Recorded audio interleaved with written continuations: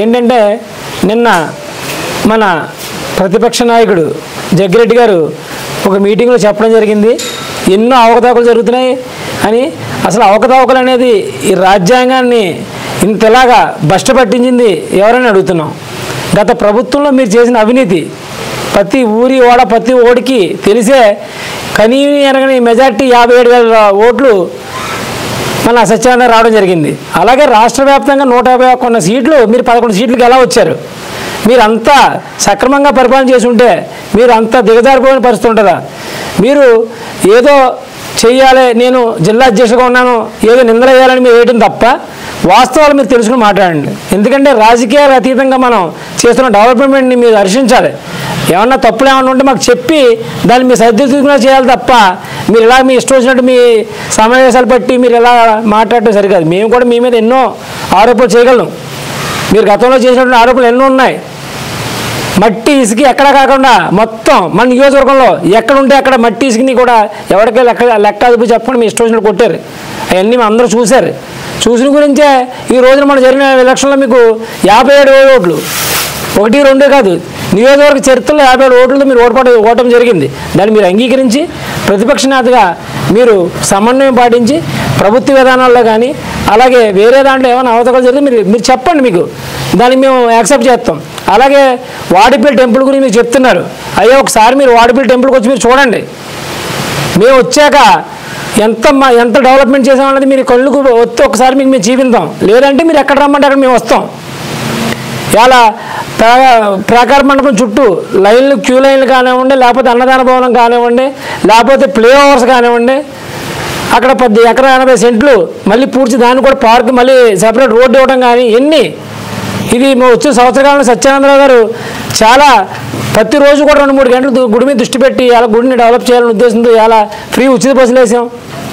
Water ట్యాంకులు, water ప్రజలకు అందరికీ వాటర్లు ఏంటి, క్యూ లైన్లు ఏంటి, మీరు కట్టకుండా వదిలేసినటువంటి కోనేరు దాన్ని పూర్తి చేస్తున్నాం. అలాగే అన్నదాన భవనం కట్టి అలా వదిలేసిన దాన్ని మళ్ళీ అన్నదాన భవనం ప్రెస్టేజ్ తీసిన అన్నదాన భవనం కట్టడం జరుగుతుంది. ఎన్నో పనులు. అయ్యో ఏంటంటే మీకు చెప్పేది ఏంటంటే మీరు పెద్దలు మీరు ఆలోచించండి. ఎందుకంటే గుడి ప్రతిష్టను తీసి మన నియోజకవర్గంలో ఉన్న వాటిని మీరు అలా చెప్పడం సరికాదు. మీరు దీని మీద దృష్టి పెట్టి మీకు ఏమన్నా అవకతవకలు మేము చేసినట్టు ఉంటే మీరు అడగండి. దాన్ని మేము ఎక్కడికి వచ్చి చెప్పడానికి మేము రెడీ. మేము చెప్తాను కూడా మేము ముందున్నాం. దేంట్లో భగవంతుడి దాంట్లో కానీ లేకపోతే మేము ఉన్న వాటిలో కానీ దేనికి కూడా మేము అవినీతి చేయాలని ఉద్దేశంతో మేము లేము. మా నాయకుడు సత్యానందరావు గారు లేరు, మేము లేము. మేము సైపన్ కట్టించే 30 సంవత్సరాల కళ. మీరు 3 సార్లు ఎమ్మెల్యే చేశారు, సత్యానందరావు 4 సార్లు ఎమ్మెల్యే చేశారు. మళ్ళీ ఆయన చేతుల మీద ఏది వాడిపల్లికి వంతునేసారని నరసింహరావు గారి టైంలో వంతునేసిన జరిగింది. రోడ్లు వేయటమంటే రోడ్లు నరసింహరావు గారు సత్యానందరావు టైంలో జరిగింది. సో వాడిపల్లి అభివృద్ధి అంటూ జరిగింది సత్యానందరావు టైంలో. రండి మీరు ఎక్కడికి వచ్చినారు. మీరు కట్టినట్టు ప్రాకార మండపాలు కూడా ఆ రోజు నరసింహరావు గారు సత్యానందరావు గారు శంకుస్థాపన చేసి ఎస్టిమేట్లు తయారు చేసుకొచ్చి అన్ని ఇచ్చిన తర్వాత మీరు కట్టారు. సరే మీ అయ్యాంలో మీరు చేసిన డెవలప్మెంట్ మీరు చేశారు, మా అయ్యాంలో మేము చేసిన డెవలప్మెంట్ మేము చేస్తాం. దాన్ని మీరు సహకరించాలి. అంతే తప్ప మీరు ఏం చేశారు, మేము ఏం చేసాం, అక్కడ అవినీతి ఎవడో మీరు కాదా? వాలంటీర్ల దగ్గర డబ్బులు తీసుకున్నది మీరు కాదా? లేకపోతే ట్రాన్స్ఫర్లో డబ్బులు తీసుకున్నది మీరు? అన్ని డబ్బులు తీసుకున్న వ్యక్తి, డబ్బులు తీసుకున్న సంస్కృతి మీ దగ్గర నుంచి ఇప్పుడు చూస్తున్నాం. ఎంతమంది మీ గవర్నమెంట్ మీరు ఓడిపోయిన తర్వాత ఎంతమందిని లిక్కర్ స్కామ్ అవనివ్వండి, లేకపోతే ఇంకో దాని ప్రతి నాయకుడు మీ నాయకుడు ప్రతి ఒక్కడు కూడా జైలుకి వెళ్ళే పరిస్థితి వచ్చింది. దాని అవినీతి కాదు అది. రానున్న రోజుల్లో ఎవరు అవినీతి చేశారు ఏంటన్నది అన్నీ కూడా బయటపడతాయి. మీరు సహనం కోల్పోకుండా మీరు రానున్న రోజుల్లో మీరు రండి. మీకేమన్నా మేము అవినీతి చేసాం, లేకపోతే సత్యానందరావు అవినీతి చేసి, లేకపోతే మా నాయకులు అవినీతి చేసి ఎవరన్నా అంటే మీరు చెప్పండి. మేము దానికి సిద్ధం. మీరు ఎక్కడ రమ్మంటే అక్కడ మేము వస్తాం. అంతే తప్ప మీరు లేనిపోయిన ఆరోపణలు చేసి మసిపూసి మారేడుకాయ చేసి జనాలు ఏదో మభ్య పెడదామంటే ఎవడో. ఇప్పుడు ఈరోజు ఈ ప్రెస్ మీట్ ఏర్పాటు చేయడం గల ముఖ్య కారణం, నిన్న ఆత్రేయపురం మండలంలో పర్యటించి మాజీ శాసనసభ్యులు ప్రస్తుత వైఎస్ఆర్సీపీ జిల్లా పార్టీ అధ్యక్షులు చెర్ల జగ్గిరెడ్డి గారు కొన్ని అసత్య ఆరోపణలు చేయడం జరిగింది. మనం ఆరోపణ చేసేటప్పుడు ఆరోపణ ఏంటనేది మనం చూసి ఆలోచించి, ఎందుకంటే మీకు కూడా 30 సంవత్సరాల రాజకీయ అనుభవం ఉంది. అనుభవం ఉండేటప్పుడు మనం చేసే ఆరోపణ ఏంటనేది ఒకసారి ఆలోచించుకుని ఆరోపణ చేయాలి. ఈరోజు రాష్ట్రంలో చీప్ లిక్కర్ని ప్రవేశపెట్టిందే మీ ప్రభుత్వం. షాపుల్ని ఎక్కడికక్కడ సొంతంగా గవర్నమెంట్తో షాపులు నడిపించిందే మీ ప్రభుత్వం. ప్రభుత్వం. అలాంటిది క్యాష్లెస్ ఇది ఇప్పుడు ఉన్నదంటే క్యాష్ తోటి మీరు ఆ రోజు షాపుల్లో మీరు చేయడం జరిగింది. ఎక్కడా కూడా మీరు ఏది కూడా అలౌ చేయలేదు. ఫోన్పేలు కానీ గూగుల్ పే కానీ ఎక్కడా కూడా అలౌ చేయకుండా క్యాష్, మొత్తం అంతా క్యాష్. ఈ క్యాష్ అంతా ఎక్కడికి తరలిందో మీకు స్వయంగా తెలుసు. పట్టుకెళ్ళి ఇచ్చిన భాగస్వామ్యం మీరు. ఇప్పుడు ఇసుకలో కానివ్వండి, ఎక్కడైనా కానివ్వండి, ప్రతి దాంట్లోనూ కూడా జరిగిన అవినీతిని ఆ రోజున ఎంత జరిగిందో ఇక మీకు మేము చెప్పక్కర్లేదు, ఎవరు కూడా చెప్పక్కర్లేదు. రాష్ట్రంలో వేదాలు వల్లించినట్టు ఒకవేళ ఏమైనా తేడాపాడా జరిగితే వాళ్ళకి తాడేపల్లి ప్యాలెస్లో వాళ్ళకి ఎలా కూటింగ్లు జరిగాయో మీకు కూడా తెలుసు. గోపాలపురంలో ఒకరోజు అప్పటికప్పుడు ఇమీడియట్గా సాయంత్రం పూటలు వచ్చి విజిలెన్స్ అండ్ ఎన్ఫోర్స్మెంట్ వాళ్ళు రైడ్ చేయడం కూడా జరిగింది ఇసుక మీద. అది అన్నీ కూడా మీకు తెలుసు. ఎప్పుడు ఎక్కడ జరిగింది, ఏం జరిగింది, ఎలా జరిగింది అనేది కూడా మీ అందరికీ మీకు తెలుసు. తప్పకుండా ఈ రోజున ఈ ప్రభుత్వం వచ్చిన తర్వాత, కూటమి ప్రభుత్వం వచ్చిన సంవత్సరం తర్వాత వచ్చిన తర్వాత ఈ సూపర్ 6 పథకాలన్నీ కూడా ఒకదాని తర్వాత ఒకటి మీరు ఇక్కడ రాష్ట్రాన్ని అప్పులు పాలు చేసి అధోగతి పాలు చేసి వెళ్ళిపోతే ప్రతి ఒక్క పథకాన్ని కూడా ఈ రోజున పెద్ద ఎత్తున అమలు చేయడం జరుగుతుంది. అన్న మాట ప్రకారం పెన్షన్లు ఇవ్వడం జరిగింది. అన్న మాట ప్రకారం ఈ రోజున తల్లికి వందనం పథకాన్ని ఎంతమంది పిల్లలు ఉంటే అంతమంది పిల్లలకి వేయటం జరిగింది. ఒకవేళ కరెంటు బిల్లుల ద్వారా ఇంకో ద్వారా తప్పు జరిగితే ఆ ఎన్నాటిని కూడా మళ్ళీ తిరిగి పునఃసమీక్షించి ప్రతి ఒక్కరికి కూడా సంక్షేమ పథకాలు అందిస్తుంది ఈ ప్రభుత్వం. సత్యానందరావు గారి నాయకత్వంలో కొత్తపేట నియోజకవర్గంలో తెలుగుదేశం పార్టీ ముందుకెళ్తుంది.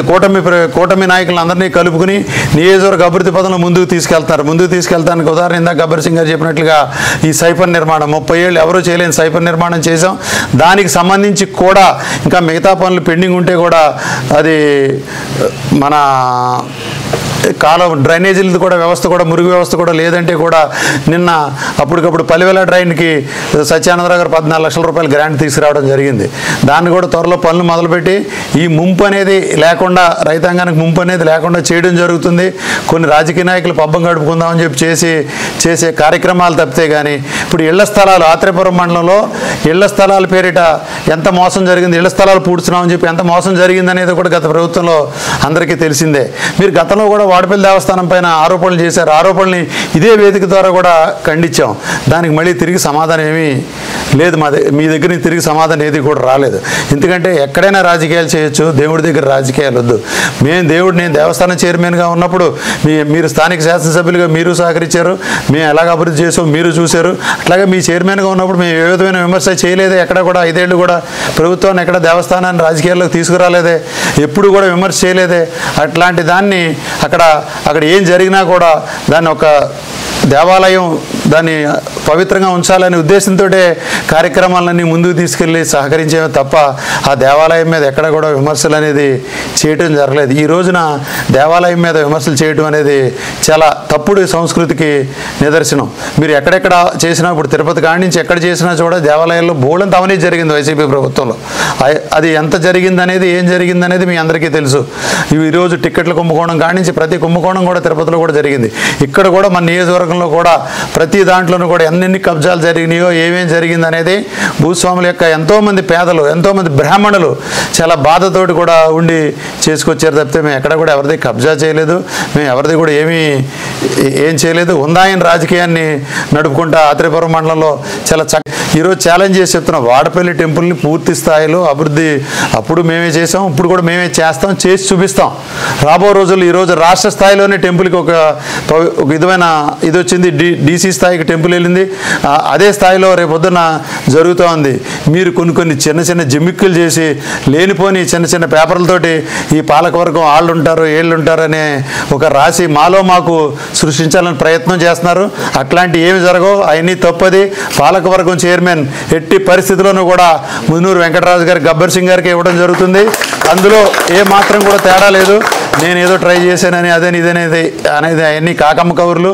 ఎవరు కూడా ట్రై చేయట్లేదు. పార్టీ అధిష్టానం ఏ నిర్ణయం తీసుకుంటే ఆ నిర్ణయం పార్టీ అధిష్టానం పూర్తి స్థాయిలో బండారు సత్యానందరావు గారికి హామీ ఇవ్వటం జరిగింది. హామీ ప్రకారం మున్నూరు వెంకటరాజు గారే దేవస్థానానికి చైర్మన్ అవుతారు. ఆయన ఆధ్వర్యంలో దేవస్థానం మళ్ళీ తిరిగి అభివృద్ధి చెందుతామని చెప్పి ఈ సందర్భంగా కూడా మీ అందరికీ కూడా తెలియజేసుకుంటూ నాకు ఈ అవకాశం ఇచ్చినందుకు హృదయపూర్వక ధన్యవాదాలు తెలియజేసుకుంటూ సెలవు తీసుకుంటాను.